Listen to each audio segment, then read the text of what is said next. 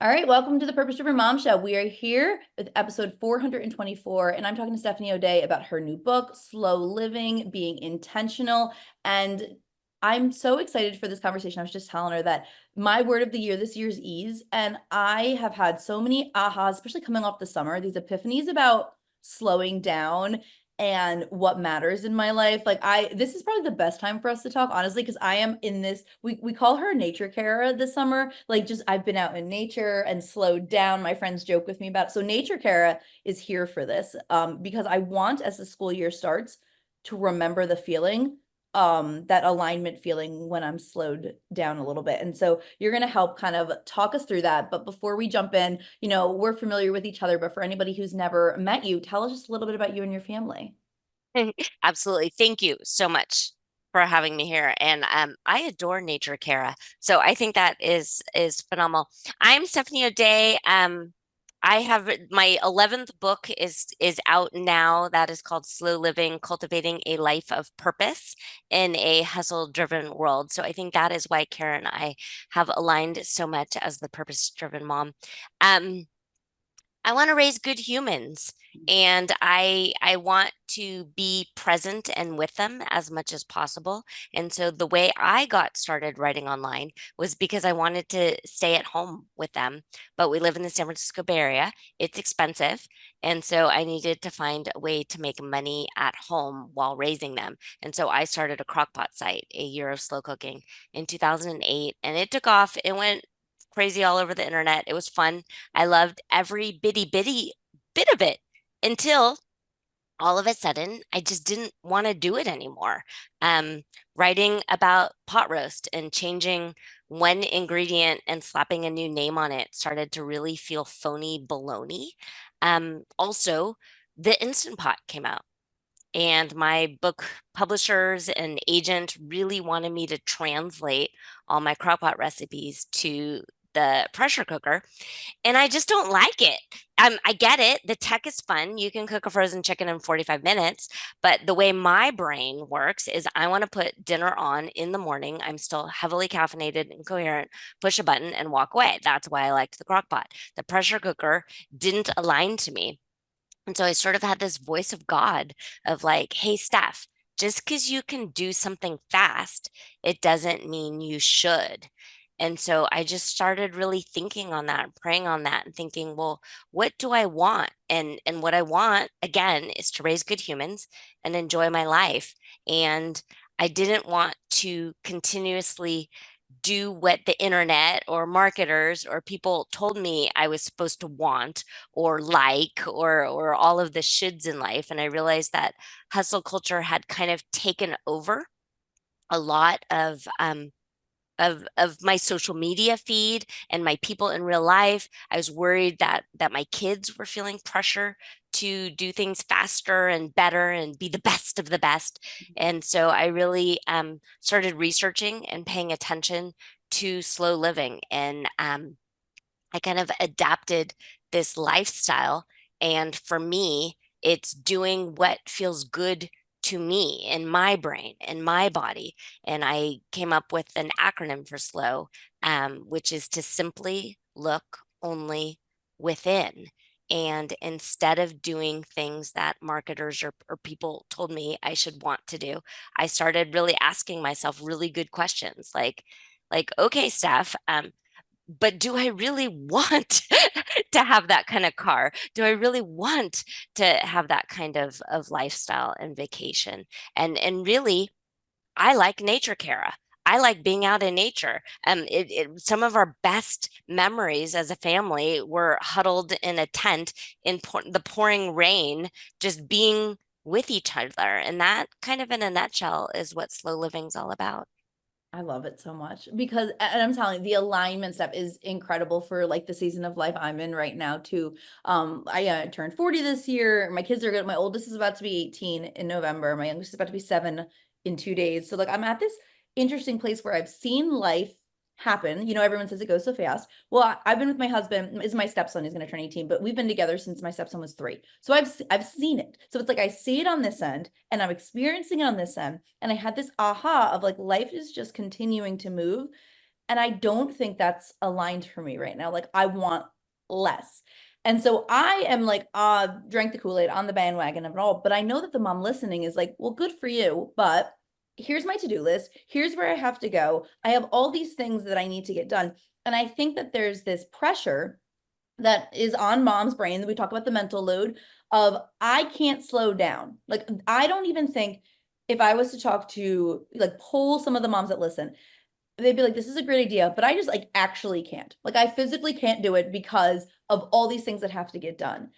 I want you to talk to that mom right now because I was Yeah. her and I know what those thoughts are and I know those feelings and I want to hear from you like that mindset of like I can't physically can't do it because of the load that's on me. Yeah, absolutely. So I like planning on purpose of doing the things that really have to get done and need to get done and not the things that society or I don't know, the PTA or even your mother tell you have to get done. That the actual bare necessities. You have to feed the children and clothe the children and you have to go to work and you have to do all this other stuff. But really, the first step to slowing down is to simplify and to stop doing things just because I've always done this. Well, maybe right now you don't need to. Maybe you don't need to actually have a huge photo shoot for your holiday cards. Maybe you just scroll through your phone and pick some headshots and collage them together and call it a day. Um, the thing about slowing down is if you don't decide on purpose to do it, your body's going to do it for you. And that is real. And it's really sobering because when you're in your 20s and 30s and super early 40s, you think maybe you've got all the time in the world and you're just going to cram it all in until all of a sudden your back goes out or you get some sort of diagnosis that you're uncomfortable with. And so what I want you to do is ward that off by planning to live a long life, planning to live a healthy life. If you know you want to be the kind of grandparent who's crawling around on the floor in their late 60s and 70s, then right now, the best way to do that is to eat healthy food, move your body, get a good night's sleep, and try your hardest to put your mental health and your physical health first and foremost above all of the other things that people and society and marketers and hype are telling you that you need to do and you have to do. I will tell you, you will raise fantastic humans even if you're not pushing them to be the best of the best in sports and taking 12,000 AP classes and our life will not be complete unless we do a trek through Europe. That's just like noise and nonsense. And so finding a way to kind of simplify that and go back to the basics is really what slow living is all about.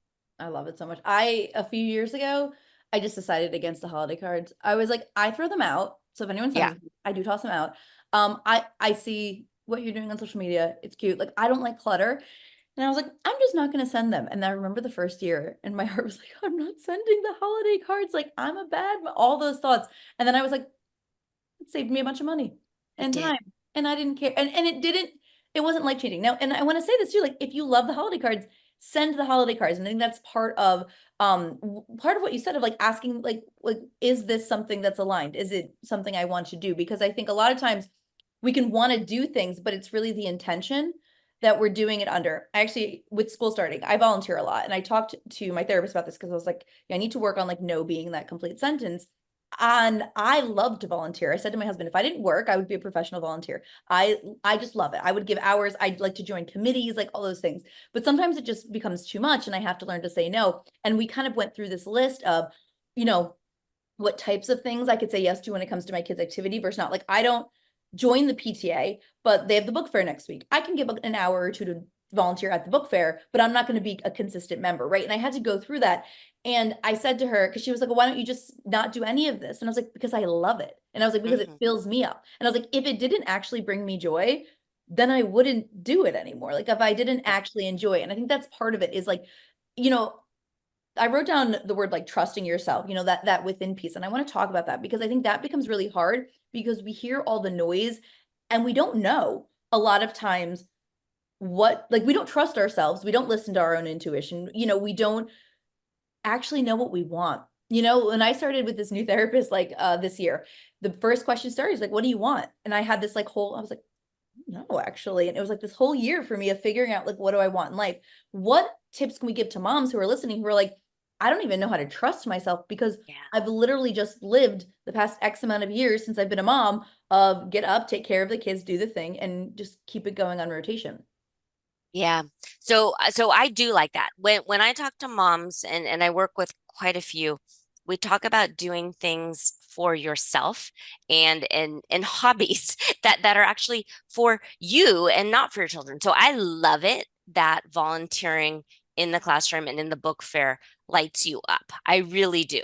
That is you have a caregiver's heart and you like to take care of things. I would still push you to do something selfish, something that is only for you. And I like to do two, one for your brain and one for your body. So for me, for my brain, I like doing jigsaw puzzles. I like reading. Um, and then for my body, I will run. I will run. I don't know if I love it, but I love the feeling afterwards, and I'm Got really you. proud of myself and Mhm. the endorphins. And I like yoga. And yoga is actually a combo for me, for my brain and my body. Um, when you are volunteering and doing things for others, it's can be a selfless act. And the way you are choosing to do it is a selfless act. Some people are doing these things because they want the gold stars. They want other people to talk about them and recommend them. And so I'm glad that you're talking to your therapist about this and you have enough like self-awareness to really decide why. So when you're doing things, kind of embrace that inner 3-year-old and ask yourself, but why? Why am I doing this? Like, oh, I have to do this, and oh, I like, but why? Like really why? And then simplify things and make things easier for you. Back to the holiday cards and you not sending them out and having that kind of anxious feeling and like you're about to get in trouble or someone's going to be disappointed in you. That's really just a feeling. And if you can sit with that feeling and kind of hug on it and embrace it and not immediately try and shove it away and spring into action to get rid of that feeling, that's when kind of the healing takes place and that feeling of, oh, okay, so I've had this feeling before. This is a little bit, I am a little anxious right now and I am feeling a little uncomfortable.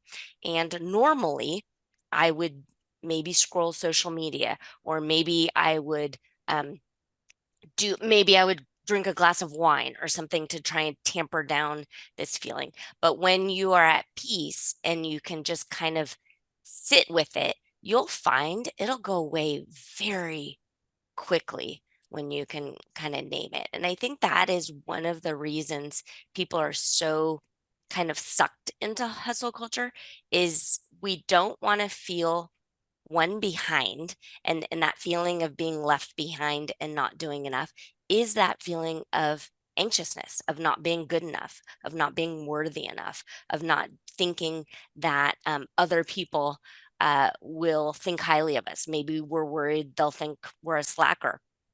Okay, that Cara, she is such a slacker. So just sit with that for a little bit. It's maybe uncomfortable, but it's not really going to hurt you. It's not really detrimental to have someone else think that Kara didn't send out her holiday card. She's such a slacker. So there could be that thought. But then there's probably a whole bunch of other people thinking, gosh, good for her. That's amazing. That is wonderful. Wow, good for her for protecting her boundaries in that way.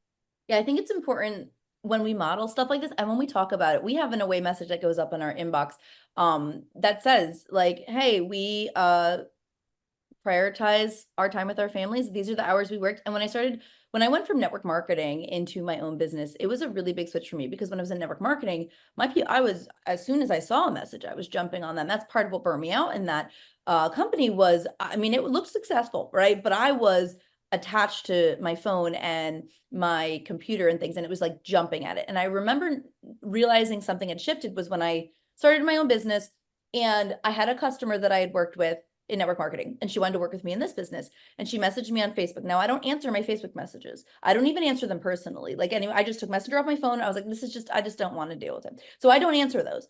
So then she DM'd me.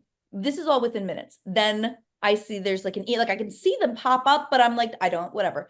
And I said, wow, that's really how I used to allow, like I taught them they could treat me. And then when she got the away message that said that thing, she sent an email back and she said, it's really good. Like, I'm glad you did that because that like is inspiring me to like, I should also maybe create some boundaries. And I hear it multiple times from people like, we need to model that. We need to have those conversations because I think there is this, I don't know, this way of looking at it where it's trying to prove ourselves and to do all of these things. But when we actually, like, just for me saying, somebody listening, and I was like, I don't have to send cards. Like, just us having that conversation, it empowers other people to say, like, what do I actually want? Because I think that's the big question. I love that you said that, like why? Like, why am I doing it? And for me, I know over the years, I found that there were times where there are tasks I'm doing that I fill my schedule with. And when I really asked myself why, it was this, I want other people to think I'm worthy. That like wherever that came from in my childhood, like all that other stuff we worked through, I needed to prove myself. And when it comes down to this is like a silly example. I don't like scary stuff, right? Like I'm not nope, not for me, right? So Halloween's coming up. My friends love that. Let's go on a haunted hayride. And I'm like, nope, I'm a-okay. And old Kara would have had total FOMO. I have to go because everybody's going. I don't want to miss out on a social event. Like I don't want to have to be there. And I've just become more confident in listening to myself where my friends are like, oh no, you were gonna go. I'm like, oh, I'll just miss this month. I don't feel any type of way about it. You have a nice time. I don't enjoy doing that. I don't want to do it. And I used to go do things that maybe made me feel uncomfortable or I didn't want to do because I didn't want to miss out. I didn't want them to think I was antisocial. Well, then maybe they won't want to, you know how it is when you're meeting new people. And it was funny because they texted today, like, it's October, like, let's plan. And I'm like, oh, I'll miss it because we meet up once a month. I'm like, oh, I'll miss this month. I'll see you guys in November. And I'm like, you guys go. I feel no type of way about it.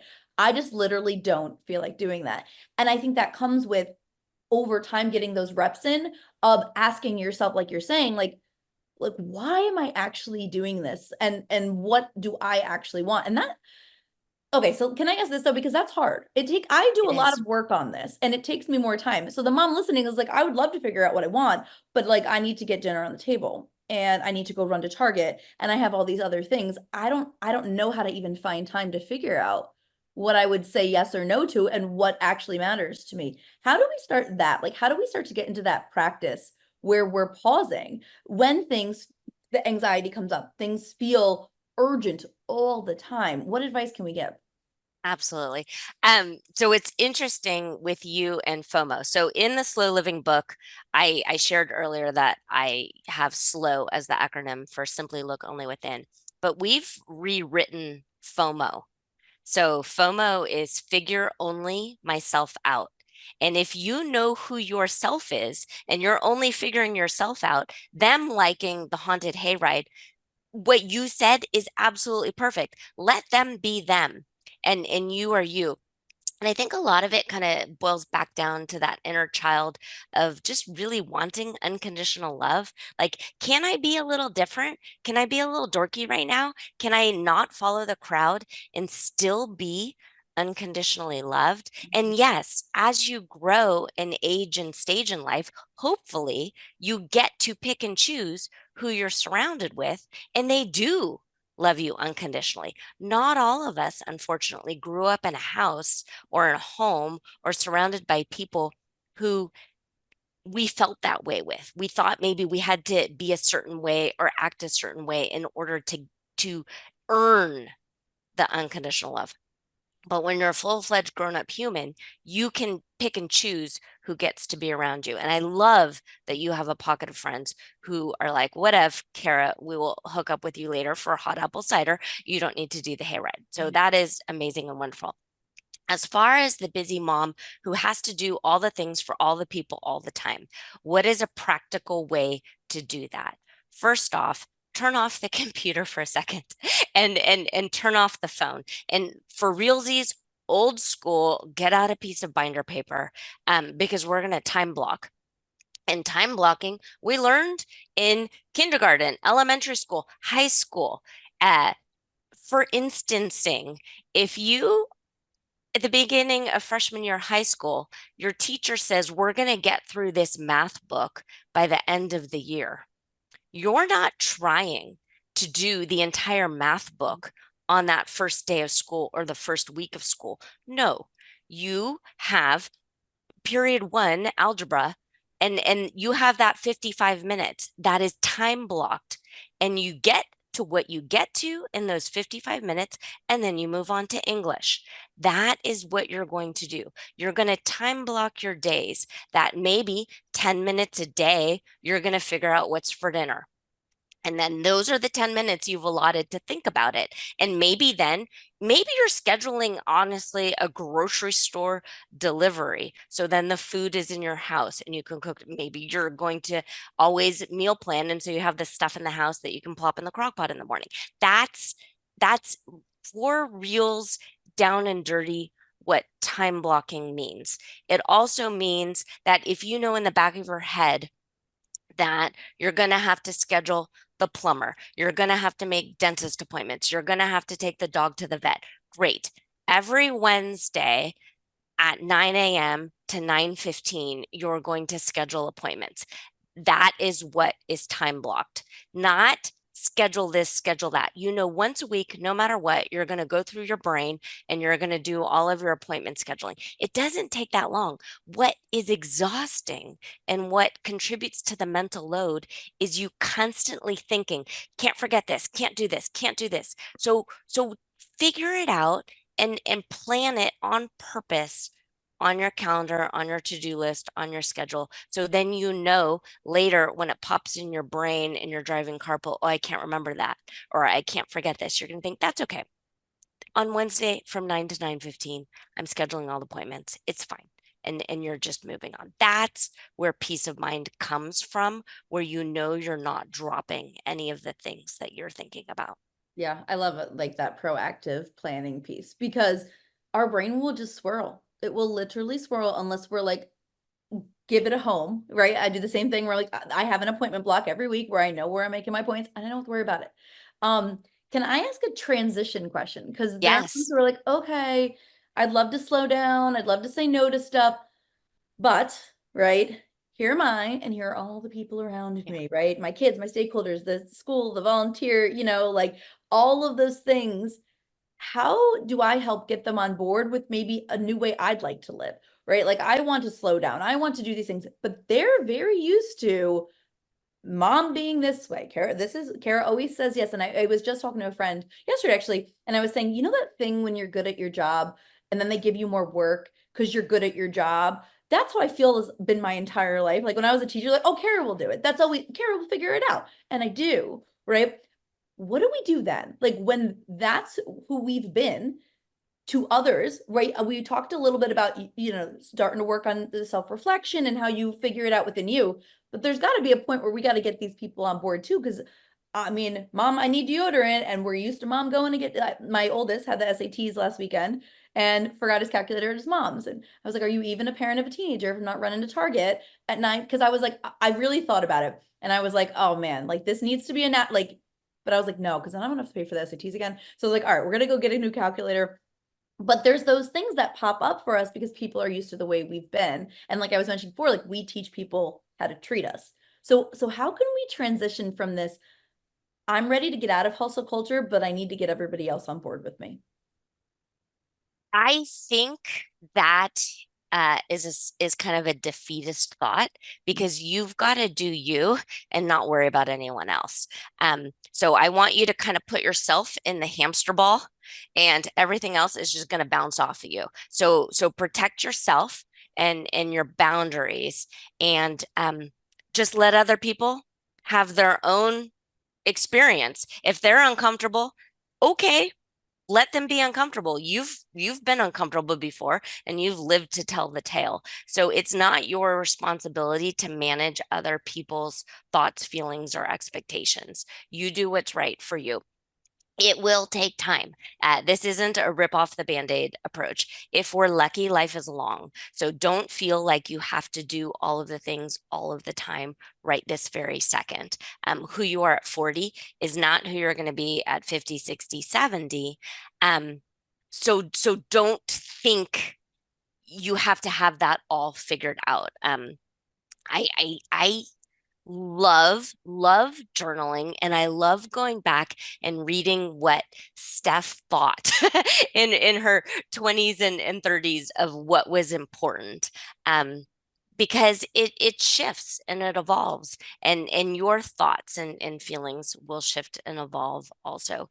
As far as saying no and learning how to say no, maybe it's to the PTA. The first thing to do is to maybe sit on your hands in a meeting and practice not raising your hand right away, and practice not saying yes and volunteering, and just see what happens. Maybe someone else who's been a little shy, um, maybe give them the opportunity to speak up and give them the opportunity to say yes when you usually um, say yes. So, since you're a teacher or former teacher, I'm sure you know the phrase put a bubble in your mouth. So, when you need a kid to be quiet, you tell them to put a bubble in their mouth. And so, if they're practicing holding that bubble in their mouth, they can't talk. And so, practice putting a bubble in your mouth, and give yourself and future you. You're giving future you the gift that today's you is saying no to. I love that. This is such a timely conversation stuff because this is literally something I said at the start of the summer. I'd like gotten burnt out with a couple things. And I said to my husband, because my natural is to be like, I'll do it. Like it's my instinct. I just jumped to it. And so when I signed my son up, he plays football, my little guy, and I signed him up for football. And I've always coached or team mom, and I said to my husband, my new thing is I'm not gonna say yes right away. Like that was literally what I said. I was like, if they reach out again, like, because when you sign him up, right, there's a list, like we need these volunteer things. I was like, I'm not gonna say yes right away to anything right now. Like I'm a Girl Scout leader, and that's where like my number one priority goes when it comes to volunteering. Everything else is secondary. So I'm like, I'm not gonna say yes right away. If they come back and they're like, hey, we need a team parent, then I'll consider it. And it was so uncomfortable. I literally felt like I had to sit on my hands. I was like, but there's like a box here, Ron. And he was like, yeah, I know. Like they'll be okay. Like if they need somebody, they'll reach out. And I'm like, you're right.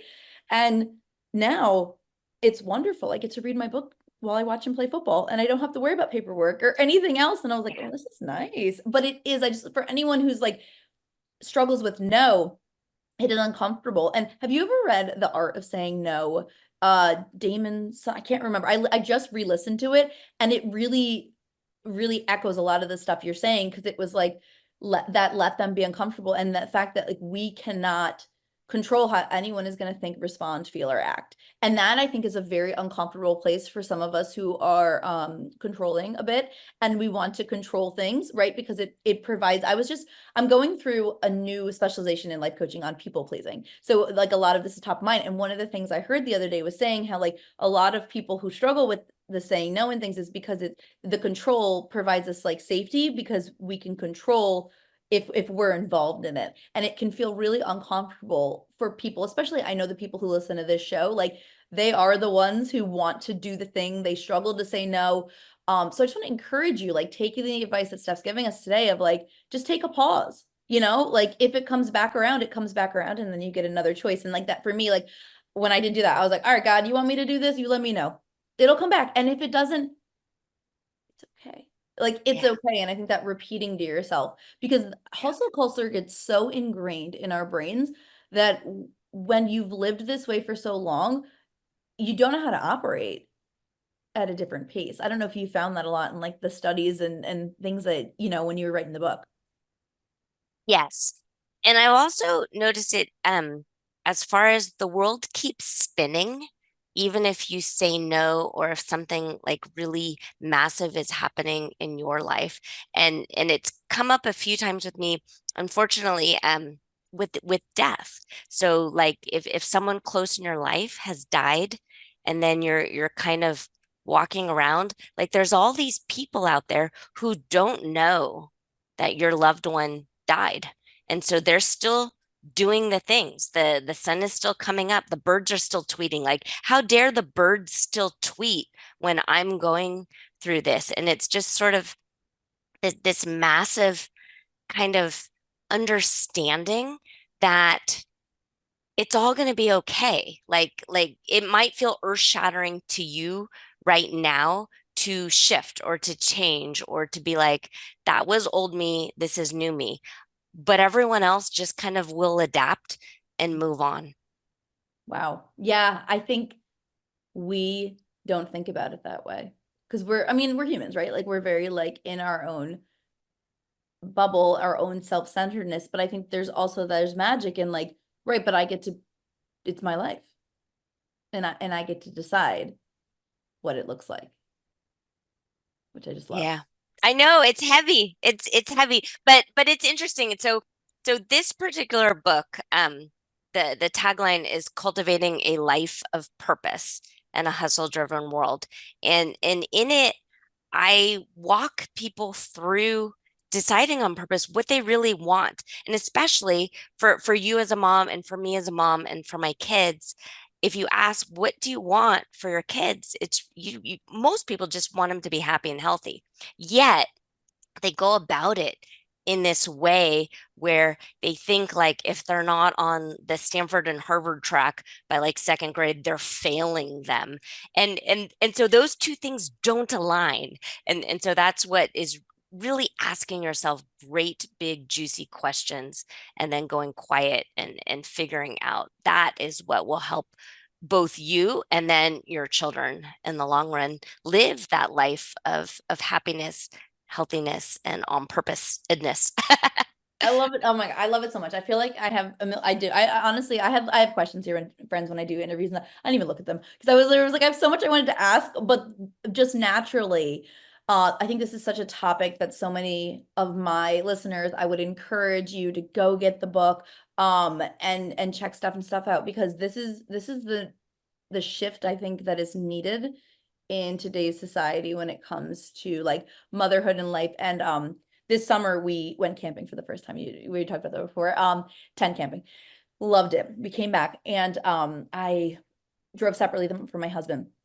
And I like cried in the car. Me and God were like having a moment. I was like, what are we doing? And I got out of the car and I said, I think we need to do this. Like, I think we should get a trailer and I think we need to slow down, spend more time with our family and like just take off for the year. Like, we can both work from home. And he was like, I had the same thought. And I was like, okay. And so now we're in process of deciding what that looks like. And I talked to my kids and about it. My daughter is in competitive cheer and she's like, but cheer. And I was like, you're 8, like you can come back to it. Like, and what I find most fascinating is I've shared this with people in my life, and many of them, their first thought is how it impacts them, right? So like my scout parents are like, well, what about scouts, right? Like, what about me? It very much is like how it'll impact them. And I'm like, I don't know. Hmm. That's not what I'm worried about right now, right? And it's like been this time for me of what do I want? And I was like, I want to slow down and I want to have more time with my family because life is going really fast. And like, and all the what ifs, right? People are like, well, what if, are you going to homeschool for the year? I'm like, yeah, it's fine, whatever. We'll figure it out. We hate it, we come back. Like, we're not selling our house, not going off the grid. Like, it is what it is.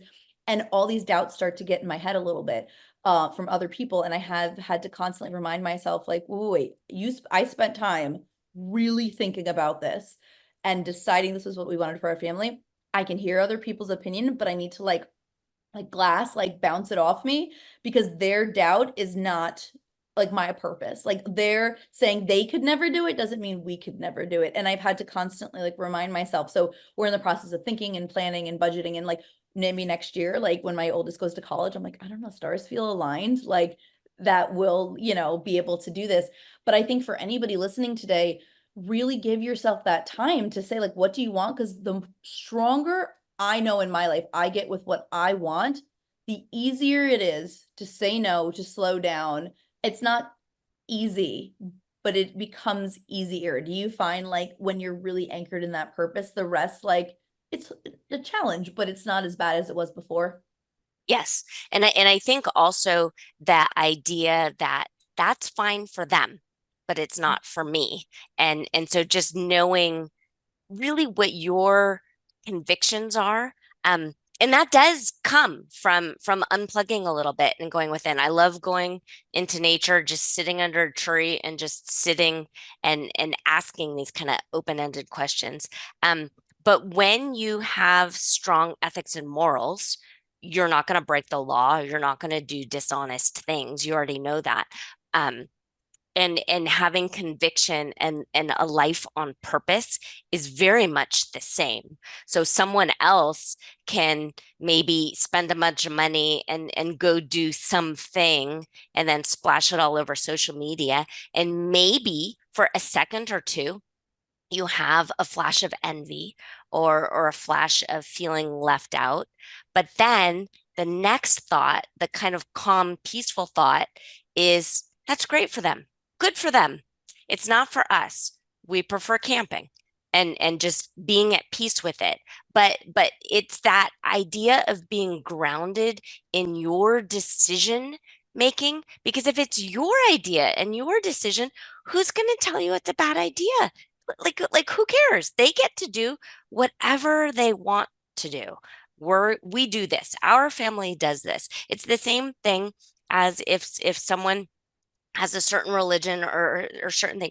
Good for them. Great. They do that. We do this. Yeah. I wrote down the FOMO, the figure only yourself out. Like I'm gonna plaster that on a sticky note somewhere for myself because Yeah. I think that's really at the heart of our conversation today. Okay, Steph, tell us like where we can get the book. Tell us more about where we can connect with you. Sure, absolutely. The full name of the book is Slow Living, Cultivating a Life of Purpose in a Hustle-Driven World. It's wherever books are sold. It's online, it's in brick and mortar stores. You can ask at your library. Um, I feel so fortunate and lucky that this book came to life. It's been kind of bouncing around in my brain for a good 20 years, but now my kids are older, and I thought I wished I had kind of a life manual of how to adult without falling into other people's ideas of what I should be doing. I wanted to do what I wanted to do. And so that's why I wrote this book. And so regardless of your age and stage in life, it will speak to you. And I'm really proud of it. And Cara, I greatly appreciate you letting me on your show and talking about this and sharing this with you and your readers. Yeah, listen, if you go to a purposedrivenmom.com/podcast 424, we're going to link up at the show notes to all things. And then also, just this is a side tip, my librarian showed me this the other day. If you have Cloud Library, you can go in, search, and if they don't have the book, there's now a request button. If they can get the title. So like if it's in the Library of Congress, all those things. And you can request books. I actually didn't know how to request books at my library. Like you can ask, but if anyone doesn't know, if you want to request any book, say your library doesn't have it, just go on and search, and then they can get the rights to it and hopefully get it for you. Thank you so much for coming on today. Absolutely. Thank you.